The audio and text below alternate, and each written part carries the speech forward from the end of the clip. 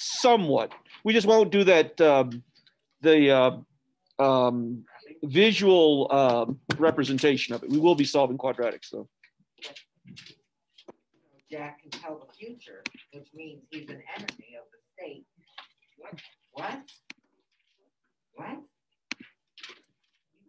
Thank you. Clearly. All right, questions on the homework? It was homework. Number 29. All right, we'll take a look at number 29. I need a book.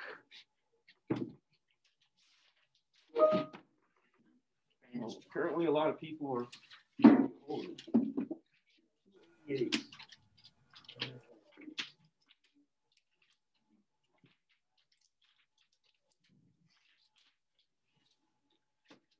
All right, so we got the classic picture JLK. Yeah. And 29 says that LK is 3 root 6. So 3 root 6. And MK is 6. And it wants us to find JM. Okay. I'm going to just say on all of these, your eyeball should only go to 3 places. It's either the altitude, this piece, or this piece. Now, remember, you got to make sure that it's in that orientation. Okay. And by I say your eye needs to go to that is one of these 3 is going to have a name to it. The other 2 are not. Right. So that's the only one that has a name to it, right? Or a value or a variable, something like that.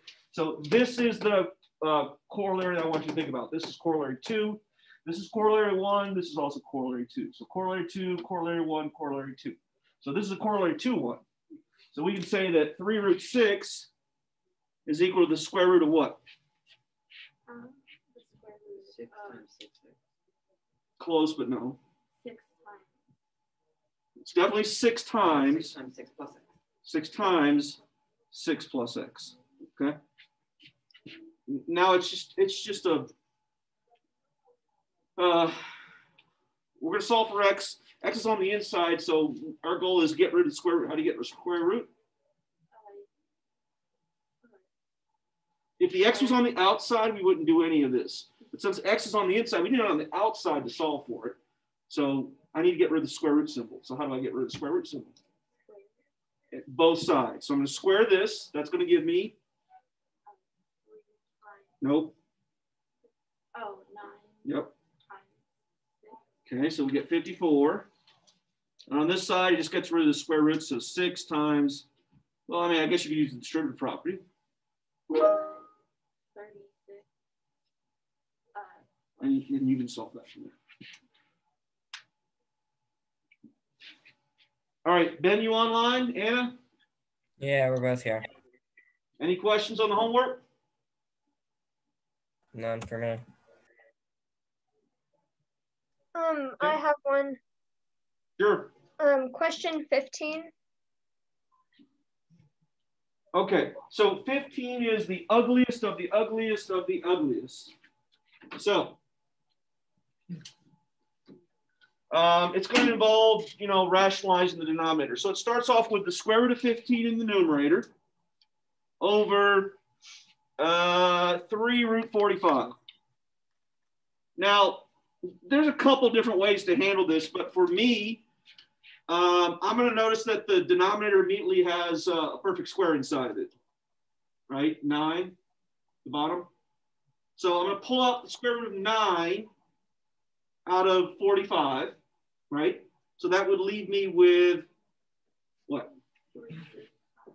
Yeah. So that's going to leave me with 9 root 5. Yeah? Anna, on the bottom, that's going to leave me with 9 root 5. Yeah. Oh, I'm doing square root. Okay, so I got the square root of 15 on the top, and I got 9 root 5 on the bottom. Then I'm going to rationalize them by multiplying top and bottom by the square root of 5. Okay. So 5 times 15 is 75. Is that right? Okay, so we get square root of 75. And on the bottom, we get, what, 45? Is that right? Yeah. Inside of 75, square root of 75 is a 25. So we would get 5 root 3, right? Yeah. Over 45. And then check it out. We got 5 on the top, 45 on the bottom. We can cancel, do a little bit of reducing, I should say, not canceling. It would get square root of 3 over 9. And that is the answer. Anna? Yeah, that makes more sense now. Okay. All right, let's grade it. Number 1 is 2 root 3. Number 2 is 6 root 2. Number 3 is 3 root 5. Number 4 is 5 root 3. Number 5 is 20 root 2. Number 6 is 3 root 6. Number 7 is 18 root 10. Number 8 is 8 root 7. Number 9 is 6 root 5. Number 10 is 5 root 7. Number 11 is square root of 21 over 7. Number 12 is 3 root 5 over 5. Number 13 is 6 root 3. Number 14 is 4 root 2. Number 15 is, well, we just did square root of 3 over 9. Number 16 is 6. Number 17 is 9. Number 18 is 35. Number 19 is 10 root 10. Number 20 is 8 root 6. Number 21 is 11 root 10.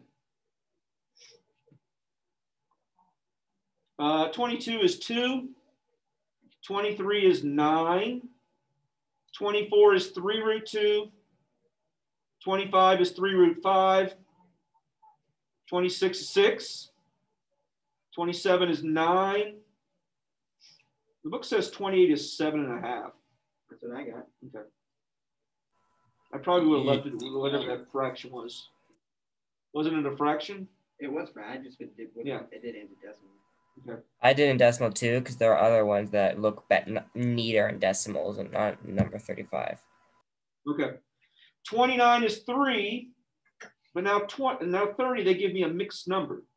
I mean, I would have left it as an improper fraction. I would have written 13 over 6, but they say 2 1/6. What, did anybody change it to a decimal? I left it as a fraction. Okay. I went 13 over 6. Okay. 31 is, well, there's an x, y, and a z. X is 10, y is 2 root 29, and z is 5 root 29.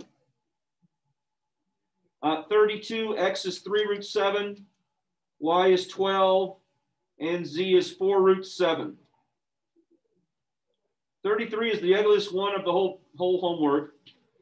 All right, let's see. X is root 2 over 6.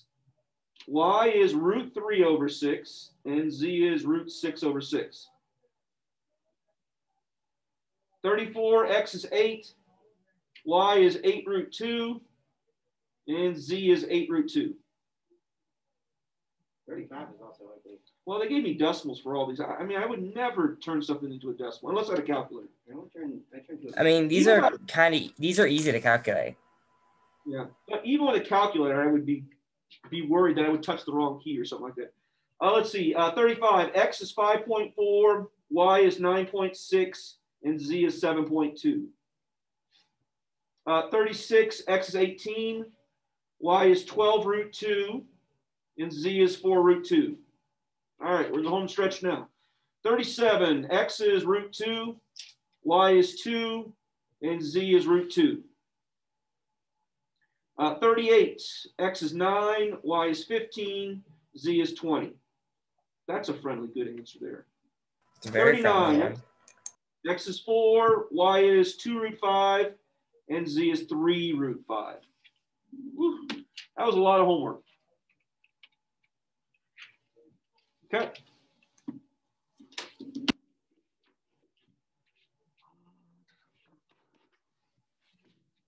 Guess what we're doing today? Oh no. What is this? We're fighting birds. When, I don't like the way you said that. yeah, Oh, no, we're doing the easy stuff today. Oh, okay, good. Equality in triangles, that's easy. Not yet. Oh, yeah. Okay. Oh, yeah, I can do this. How many years have we been using the Pythagorean theorem? Like 5. Okay. Did we ever prove it? Yes. No. Never. Oh, Now, if you remember, I showed you a video of a guy with a triangle and he spun it around and there was liquid that filled up these squares. Okay, great. That's kind of an idea, but that's not a proof. that is a proof. That proves it's right. Well, it gives you an inclination that it could be right. But if it proves it's right, not every proof has to be in writing words, does it? It doesn't, right?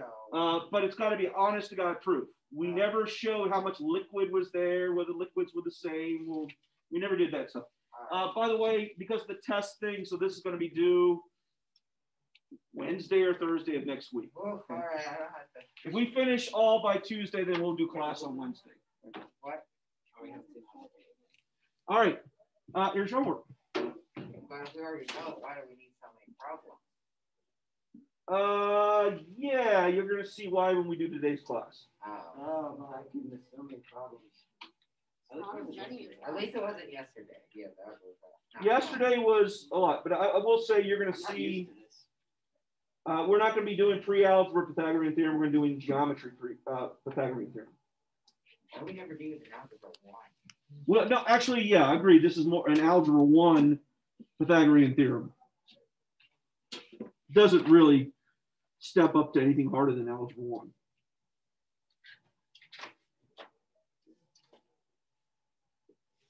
Like 22, 23, 24 are all a little challenging. There's going to be multiple steps you have to do. Okay, Pythagorean theorem. Can I use a quadratic formula for these?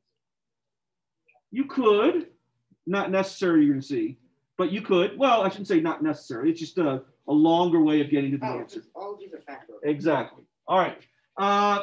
So before we prove it, just recall last chance of looking at this. Remember the basic construction from yesterday is that you start off with this large right triangle and you drop altitude down to the hypotenuse. And from that, we get 3 similar triangles. And from that, we get this ratio that allows us to do the geometric mean. The 3 geometric means are, well, one deals with the altitude. That's this piece times this piece, an times, or the square root of an, and the product of an and nb. The second one is, well, however you want to think about it, I think it was the left side. That's the short leg of the large triangle, and that's equal to the square root of the whole hypotenuse times the smaller piece of the hypotenuse. And the last one, I consider it dealing with the right. That's the longer of the 2 legs. Once again, it's the same pattern. It's the whole hypotenuse times the piece that's on the right. Okay, so that's basically what we did, and we did a whole bunch of homework on this, so you should be all pros at it. But most of the time people think about right triangles. They certainly don't think about this. Most of the time people think of Pythagorean theorem. Okay, so Pythagorean theorem. Well, let's prove it. Right, my favorite proof in this book. There's other cool ones, but this is my favorite one in the entire book because it ends up being so elegant. We need to somehow take this right triangle and get to something squared. There's nothing there that's being squared. You can use geometric mean. Okay. So I know exactly clearly, since I just reviewed the geometric mean, we're going to use the geometric mean. Now, just so you know, there are many ways of proving Pythagorean theorem. This is one of many. I like this one. This is also the one in the book. I like this one the most. I forget which president it was. I want to say it's Garfield, President Garfield. Maybe it's McKinley. One of them came up with his own proof of Pythagorean theorem. But there are lots and lots and lots and lots of proofs of this. If you can come up with a proof of this, you're famous. All right, so we're going to make what we did yesterday. Notice this shape sort of looks like yesterday. We're just missing a line. We're missing an altitude. So let's make an altitude. Okay. So notice if we make an altitude, we can use corollary 1, corollary 2, corollary 3. So I'm going to just direct you in a direction. Let's think about corollary 2. What 2 statements using the I don't know, the labels that I've indicated on this, what two things can you now say using corollary two and this notation? Give me one of them, Jack. One of them, okay. B equals the product of D and square root, the product of the square root of the square root of D and C. Of what? D and C. D and C. Okay. D times C. Okay. What would be the other one, Alan? A equals the square root of C times E. Okay. Now, that's all great and fun, but where are we going with the proof? We need our proof to say, Well, you can square both of those. Galen? Yes, you can square. We need our proof to say, Square. look where my finger is. Yeah, A squared. We need our, and we also need to say, B squared. well, I got an A and a B, so what would happen if we squared both of these statements? What would we get? If B squared equals D times C and A squared equals E times C. So for the e-learners that didn't see what I wrote on the board, that's what we would get. And then D plus Oh, hold on. Everybody wrap their head around that. All that is just a little modification, and I left that part out, the modification. That's just basically corollary two. I just took what we can say that A is equal to the square root of C times E, and B is equal to the product or the square root of C times D, and I squared both of those statements. All right, go ahead, Jack. and C, D plus E equals C. Hold that for a second. What else could you do? You could move C. Where are we going? Square C. Where are we going? You're trying to get substitution. Where are we going? A squared plus B squared equals C. So how do you get A squared plus B squared from this? You can move C's on both of them. Before we do that, how do we get that part? We have to add the I'm two. pointing to A squared plus B squared. You have to add the two. Just add the two, right? If we add the two together, you're going to get an A squared plus B squared. So what would be the statement? A squared plus B squared equals 2C plus E plus D. No, not 2C. Why not 2C? Because there's multiplication. No. No, you're adding. Are these like terms, CE and CD?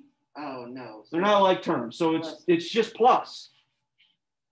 Now, how did I do that? I just added those two statements together. Now, Jack, what was your other statement? That D and plus E equals C. That D and E is actually the name of C. C by segment addition postulate.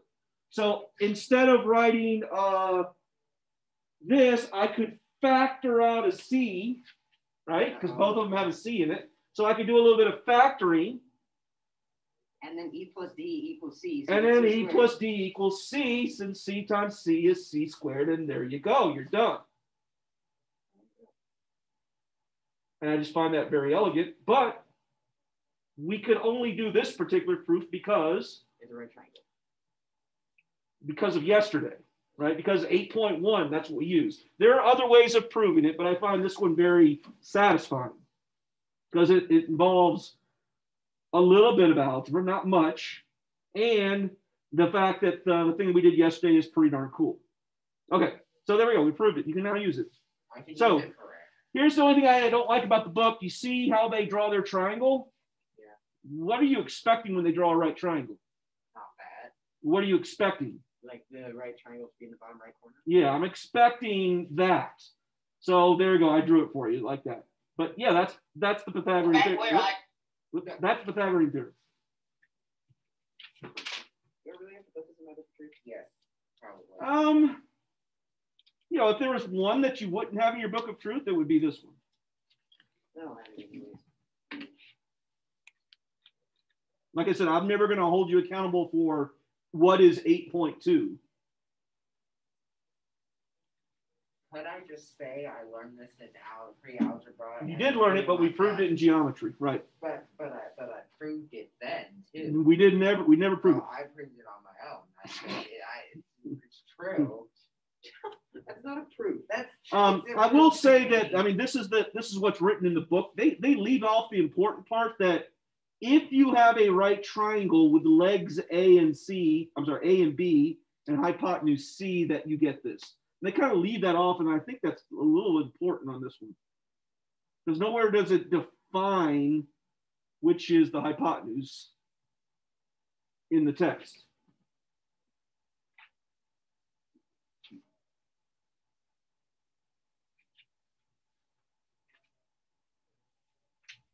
How did Pythagoras figure this out? There's no way. Well, we don't know. And I will say lots of civilizations knew this and they used this, but Pythagoras was the first person that we know of to write it in a book. So he gets proof, he gets credit for it. Oh, well, what about that poor caveman? What about that poor Chinese guy that came up with it probably, 1,000 years before, or maybe he was Mayan or Indian or whatever, but didn't write it down? Well, too bad, so sad. That's not how history works. The Greeks always have to steal credit from everybody. But I mean, this is a really satisfying result that you have a triangle that's right, and you simply square things, that things are equal. It's like, okay, it's just really satisfying. It's, it's like E equals MC squared type satisfying, where you have this. You just take the square root of both sides and say A plus B equals C. That's not true, though. I know, but what if you just take the square root of both sides of this equation? Well, but A squared plus B squared, the square root of that is not A plus B. It's not? A squared minus B squared, right? Oh, yeah. But A squared plus B squared, when you take the square root of it, that's not a quadratic that's factorable. If it was, actually, I even said it wrong. If it was A squared plus 2AB plus B squared, yeah, and we took the square root of that, that would be A plus B. Because that factors into A plus B quantity squared. Okay. But the square root of that is not A plus B. But it would be if it was A times B. Squared? The square root of A. If it was A squared B squared and you took the square root, yeah, that would be AB. Okay. All right, so cool. We got the Pythagorean theorem. Let's look at what we did 2 years ago. Oh, by the way, and I think I showed you this video before. One of the last scenes of the Wizard of Oz is this. Back where I come from, we have universities, seats of great learning, where men go to become great thinkers. And when they come out, they think deep thoughts, and with no more brains than you have. But they have one thing you haven't got, a diploma. Therefore, by virtue of the authority vested in me by the Universitatis Committee Artem P. Pluribus Unum, I hereby confer upon you the honorary degree of PhD. PhD? Doctor of Thinkology. Some of the square roots of any two sides of an isosceles triangle is equal to the square root of the remaining side. Oh, John, I've got a break. How can I ever thank you enough? Well, you can. We already proved that one, didn't we? Scarecrow in a play, and that line took us all forever to learn. And by the way, he screws it up. Yeah, he doesn't say the. He doesn't say the square root of a right triangle. He says the sum of the squares on isosceles. Now there are right isosceles triangles, but it's not true for all isosceles triangles. So the big question in mathematicians' mind is, the guy that wrote this, his name was, it's like single syllable. I forget. Anyway, the guy that wrote this, we all wonder is, did he mean for the scarecrow to say it incorrectly, or is Frank something, right? Maybe I'm wrong on that. Who would give him a diplomacy, especially if that was a doctor diplomacy? Well, not very many people are going to catch that. But did he do that, or is he just making another play on the fact that we're talking about a guy who thinks he doesn't have a brain, and he's a scarecrow, so he has straw in his head. So maybe he meant for him to say it mathematically incorrect as well too. I mean, Nobody knows. It's not mathematically incorrect. That is All right. Wait, no, it's not mathematically incorrect because it is true. I mean, it's just not completely true. Okay, Back where I come from, but that's the whole thing about math is that we want it always to be true. All right, recall if you need to that the side opposite the right angle is the hypotenuse, and the two sides are called the leg. So here's, I mean, this is in our book, example 1, but this is pre-algebra. I got this. So set it up. 9 plus 49. What? Yeah, you have to square 3 and 7. You get 9 and 49. Oh, I see what you're doing. Okay, which be careful with that. Equals 58. 58. How about you say it equals x squared first? X squared, that's the equal, I'm still right. It equals 49, which then, 58. yes, 58, not 49. I am correct. Then what? Then you have to square 58. You have to do what? Square 58. You have to do what? Square 58. What do you have to do, Scarecrow? Square root. Ah, there we go. You got that right, I think. But you guys just. Most high school students struggle with they know what they mean, but they struggle with the word square and square root. So, okay. By the way, that's honest to God, that's not where we're at today. We're doing much more challenging ones. All right, this is, I'm using the same numbers, but for instance, if we were missing this, agreed, right? But just remember the setup would be, well, a squared plus b squared is equal to c squared. So in this particular case, yeah, tonight for home, you never did that in pre-algebra. It's not that hard because what happens to that? Easier than squaring, and it disappears. It disappears, right? And then you do a little bit of algebra and you get to the answer. And yes, the answer was 3. Okay, so quick side note. The way they make it more challenging is they introduce more variables. And the issue is because you're squaring a variable. When you square a variable, you immediately get square a variable. What do you immediately get? A variable. The variable squared. You get a variable squared, which makes it quadratic. Yeah, and then you So that when you're solving an equation that involves a quadratic, if you're left with anything other than a single number on one side, let me go back. If you're left with anything other than a single number on the side, right? Then you're going to have to solve a quadratic. unless you have 2 more points. Right? So we need to be ready to solve. So quick side note, it just depends upon what you recall. Let's see what McKinley remembers. All right, so here are 2 quadratic equations that we need to solve. This could happen when we do the procedures of the Pythagorean theorem when a couple of the sides have variables, or God forbid a variable expression, we're going to get a quadratic. All right, what do you notice, McKinley, the difference between the one on the left and the one on the right? 1 equals -4, 1 equals 0. So when we factor, what do they both have to say? 0. So one on the right is good. The one on the left, we got to do a little bit of algebra. What are we going to do? Subtract 4. No. No, you add 4. So we do a little bit of algebra, and now life is good. Once again, what do we remember about factoring? By the way, they're only going to give you ones that are Oh, factored. you have to add them. So what are we looking You got for? to add the 2 ones together. What do you mean? No. These are 2 separate problems here. But you did. Oh, okay. Well, then you have to. Do you remember how to factor? No, I do not. Allie? So other people have a chance. Anna, do you remember how to factor? Not really. Okay, so just like period 2, the 10th graders, they didn't remember either. So how you factor, you need to, and by the way, this should be the last time you need to be reminded of this. By the time you get to, algebra 2 and then pre-calc and calculus, you just factor. This is part of it's like multiplication tables. You got it memorized. The way you factor is we're looking at these 2 numbers. We're looking at 7 and 12, -2 and -15. Does that stimulate your brain a little bit? Mm-hmm. Yes. So what do you do with those 2 numbers? You want me to tell you? No. Wait for them. You destroy them. Total Allie? annihilation. Kind of.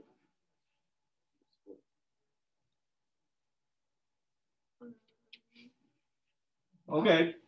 If it's not on the tip of your tongue, then you're going to be thinking about it for a while. Okay, so once you have it in this form, a quadratic that equals 0, and it's a trinomial, right? We say what 2 numbers? Go ahead, Jack. What 2 numbers that multiply that equal 12 add up to 7? Remember that? I don't like this. Yeah. So All right. So whenever I do this, I always start with number. 3 and 4. I'm not going to skip numbers Oh, because fine. eventually Start with 2. I'm going to always start with 1. I don't care because I'm not going to skip a number, because typically what happens if you say it's not factorable, it's because you skipped a number. 1 times what is 12? 12. Doesn't add up to 7. 2 times what is 12? 6. Doesn't add up to 7. It gets close. 3 times 4, Adds up to 7. and that's how I'm telling you, that's how I do it. I I don't skip a number. Right? Now, granted, on this particular one, I don't spend much time on 1 times 12. What do we do now? No. Something with the parentheses. We do the thing with the parentheses. So we say, well, the variable here is x. So we say x, and it doesn't matter the order. I wrote 4, 3, and I said 3, 4. It doesn't matter the order. So we write x plus 4, x plus 3, set it equal to 0. You remember the next step? Oh, Wait, you have to do x times x and 4 times 3. And then what would you? No, you're trying to do the distributive property to get back to this. Oh, okay. Then you have to subtract. Nope. 4. No. Allie? Yes, actually, wait. He was right. Hold on. Well, yeah, but it's not how we would say it. You subtract 3 from all the sides. No. Yes. That's why I was going to let him say that. I am correct. I can do that, and I would get. Some It was called the answer. zero product property. You multiply 0 by. What does this equal? 0. How do you get 0 through multiplication? Times Give an by example. 0, What? times by 0. Something has to be times by 0. This is called the zero product property. That either means x plus 4 is equal to 0, or x plus 3, or both of them are equal to 0. So you really don't get an answer for quadratic.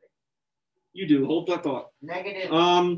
So what we do is the zero product property says that if you have something that's being multiplied, x plus 4 times x plus 3, and you get an answer of 0, that means one of them must be 0, or they're both equal to It could 0. be negative 4. Right. You add negative. So 4 you and take negative 3. each individual part of the product, that's x plus 4 and x plus 3, you set them equal to 0 and you solve. Negative 4, negative 3. So negative 4, negative 3 is the solution to that quadratic. You can let x be either negative 4 or negative 3 that makes it true. Okay? Let's see if we can speed this up for the second one. What number did I say I always start with? 1. 1 times what is negative 15? Negative 15. Does it add up to negative 2? No. 2 doesn't go into 15, but 3 does. 3 times, Negative 5. Negative does that 4. add up to negative 2? Yes. It does, and there you go. And once again, it doesn't matter the order that you write it. We're going to follow that same process. So McKinley, what am I going to write next? X minus 5 and x plus 3. Therefore, the answer is? Numbers. Negative 5 and negative 3. So 5 and negative 3. Ben, Anna, we good? Yeah. Okay. Yeah. Of you two, who remembered how to do this?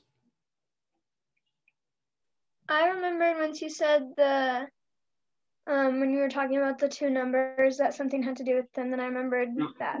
Yeah. Like I said, eventually we'll get to where this is like you've done this enough times. And we won't do it too many times this year, but we will do it a few times. But by the time you get to calculus, I mean, this is like I don't want to say a daily occurrence, but it occurs frequently enough that it will stick in your brain. All right, box 4. If you do it by yourself, do it by yourself. But I will tell you, the first one on the left is tricky. That's because it's big numbers. No, it's because there's a big number at the beginning. All right. If you remember where we left off last year, Algebra 1, the first step of solving any quadratic equation is see if there's any common factors. Is there any common factor here? Oh, wait, are we doing this now? Is there any common factor? I just want to help you get started on this one. Is there anything that goes into all of them? Oh, 2. So if you can, notice no common factors on the one on the right, other than 1. Divided by all 2. So we're going to divide everything by 2 right from the very start.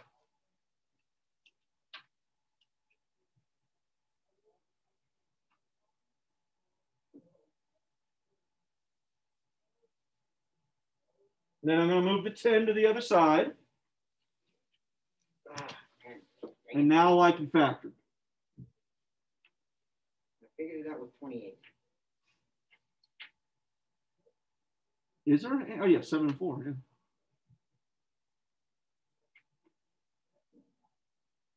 The problem is now the question is different. And that's why we like it to equal 0. So what you would have gotten, right? X plus 7, x plus 4 equals 10. So Well, yeah. that either means this is equal to 10. Well, they have to. 5 and 2, or 2 and 5, or 1 and 10, or 10 and 1, or, oh, God forbid, -5, negative. You see what I mean? Yeah. This is why we don't ever do that. Good point. You can't get a distinct answer. Yeah, the zero product property is pretty darn slick. Well, you can, but you have to go through every one of those possibilities.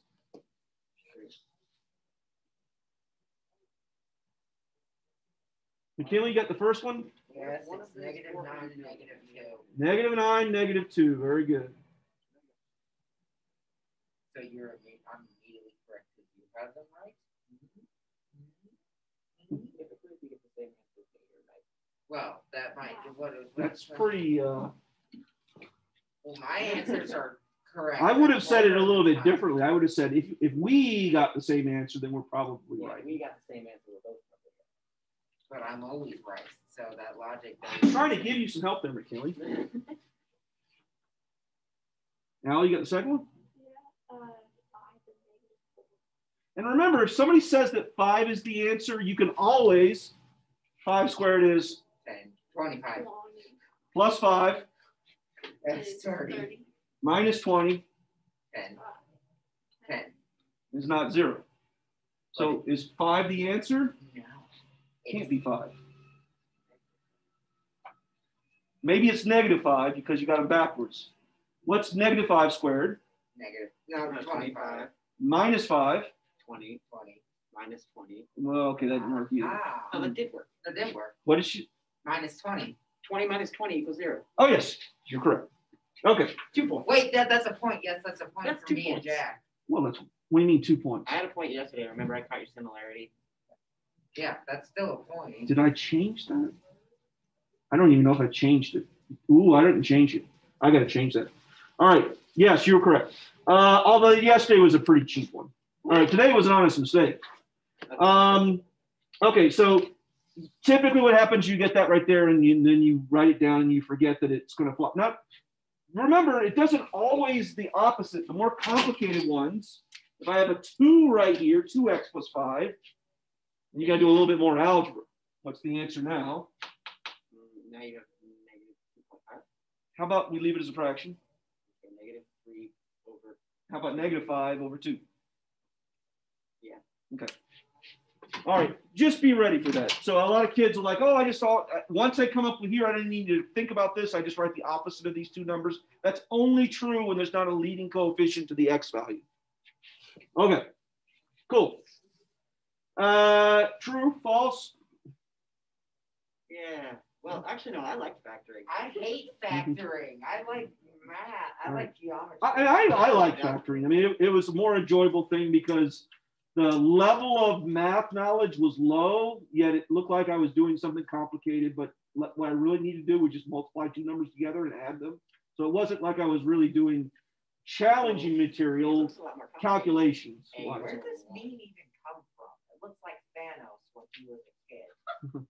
Thanos, All right. like he did this to Infinity War. So why did I just show you all that stuff? Because look at this sucker I right know here. X squared plus 2 plus 10 equals 0. Absolutely wrong. I- plus 2x plus 10. X plus 10. Either way, I am Still wrong. 10 plus X X squared, plus X 2. squared plus 2x. What plus is 10. it? I said X squared plus 2x plus 10. Absolutely wrong. It's 10 squared plus 2. What's No, the Pythagorean X- theorem tell us to do? So do I need to take away a point now? It's No, A don't squared take away plus a point. B squared equals C squared. Correct. So what would that be in this case? 10 Uh, squared Okay, the 10 squared I'm going to agree with. plus Absolutely not, because 10 is the opposite. 100 equals. So So 100, 10 squared equals. If you want to start with a 10, which I didn't, you 100 equals x squared plus 2 to 4. No. Yes. you are so wrong today. I don't know. I don't All right. remember. What am I Tell me supposed what to I need to do. Well, X you plus need X to do plus 10 2 plus X Well, plus how about we 2. start with the Pythagorean theorem? So now tell me what I need to do. How do I get Put that the numbers in. Okay, Oh, yes, 10 I need to take x and do what with it? square it. So it's So- X squared. Okay, no, we're all agreeing with that. It's this that I'm not in agreement with. X squared plus 4. Absolutely wrong. Oh, well, then it's X plus 4. There. Okay, tell me how to square something. You multiply it by itself. Okay, so what's itself? Oh, Oh, yeah. Yeah. I don't know. X Okay. plus 2 X- times X- itself. X plus plus squared plus Is 4x 2x plus 4. plus Thank you. 4. All right. Okay. By the way, I told you this last year. When you do that, when you say the answer is x squared plus 4, that's called the freshman dream. Because all freshmen would love if you were squaring it, all you had to do was square the first and square the second. The only time that is true is when it says x plus 3, x minus 3. That's the only time. Because this is the one time where the middle term drops off and you're left with x squared minus 9. And even that's not true because it's x squared minus 9. So it's kind of cheap that way. All right. So this one gives us a little bit of problem because of that x plus 2. So when I squared that, we finally agreed it was x squared plus 4x plus 4 plus that other x squared So 2x equals 100. So then you can divide that all by 2. Well, let's combine it first. Okay, so 2x squared plus 4x plus 4. And then you can divide it. Notice what I did. Okay, yeah. Now, did I have to move it there? I could have divided by 2 at the next step with leaving the 100 on the right side, but I chose to move it. All right, now what? Now we divide by 2. Now divide everything by 2. Oh, thank God. All right, does 1 work? No. Does 2 work? No. That'd be 2 and That 24. would have to be a very big number. I think. As this number gets small, if these are the online learners can't see this, I'm holding my hands apart. This would be 1 times 48, right? You're never going to get a number that's close to 2. You're going to get a number either close to 1 or you're close to 48. So Usually over 48. So it's got to be 2 numbers that are kind of close together. So it's not going to be 1. It's not going to be 2. 3 times 16. That didn't work. No. So it's 4. 4 times. That's 8. No, 8, 6. 4 The times 7. 12. 4 times 12. We're getting closer.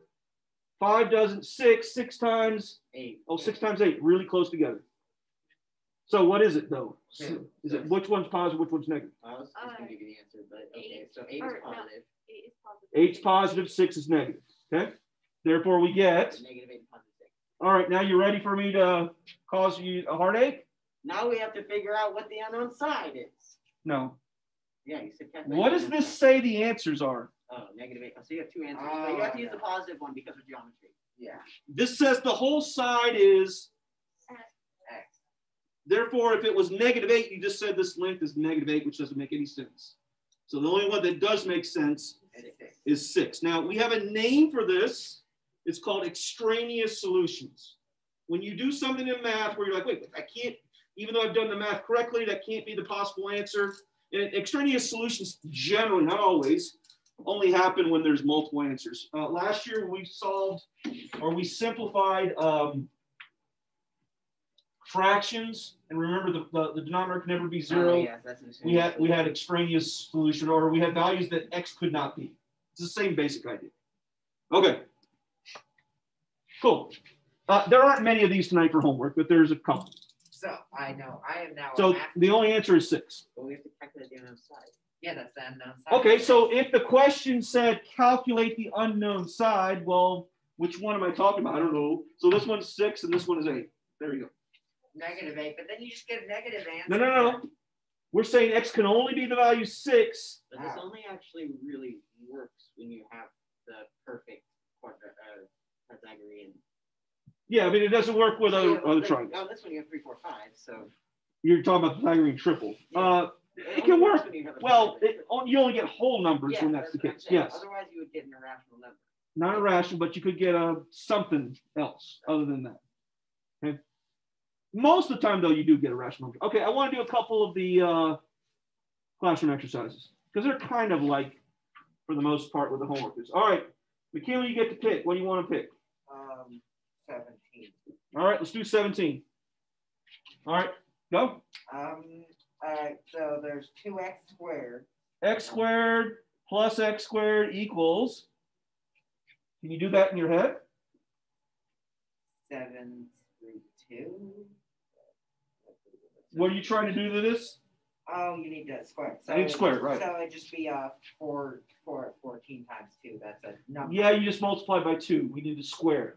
Yeah, square. You square. You get- squared 7 and you got 14. Yeah. And then you square 2, which you get 4.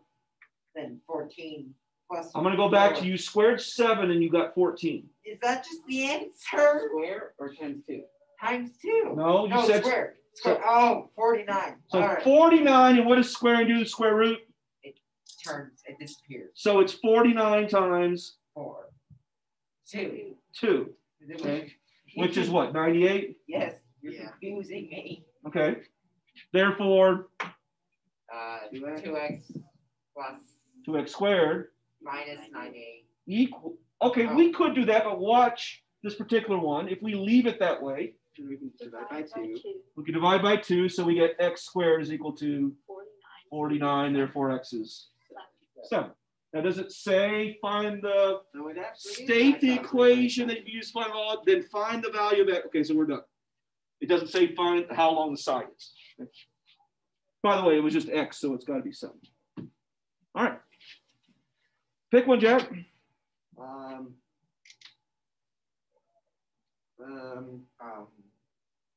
How about 18? How about 18? All right, set it up. Okay, so x squared plus 25 times 3, which is 75, equals 2x squared. Wrong. No, 4x. 4x squared. Right. Okay. I don't want to do many things. Okay, negative. So I'm going to subtract. No. Yeah, I'm going to subtract the x squared. That's what I would do. So 75 equals 3x squared. So then we get 5 Well, then we get 25, equals x squared. and then we get their 5. Okay. Not bad. Ben, Anna, you guys want to pick one?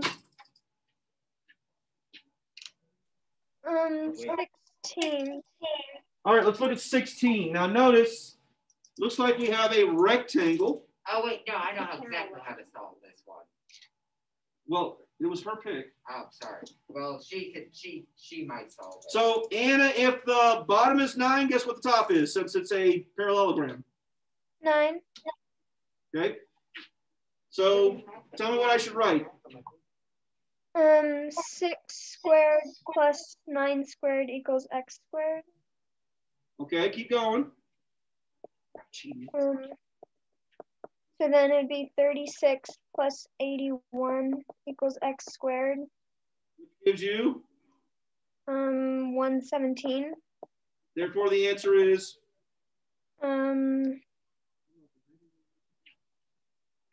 So just the square root of 117. okay, I'm just gonna, do anything It's just going to square. 117? No. Is 9 going to Yeah, because it goes. Yeah, it goes into 3. 120, 13 times, right? Is that right? So it'd be 3 root 13, is that right? Yeah. Okay, so there you go. 3 root 13. Okay. Last call.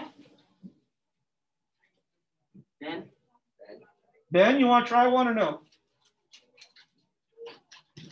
Uh-oh, Ben's been taken by the words. All right. Well, that's it. Right on time. No, sorry, I was stuck on something.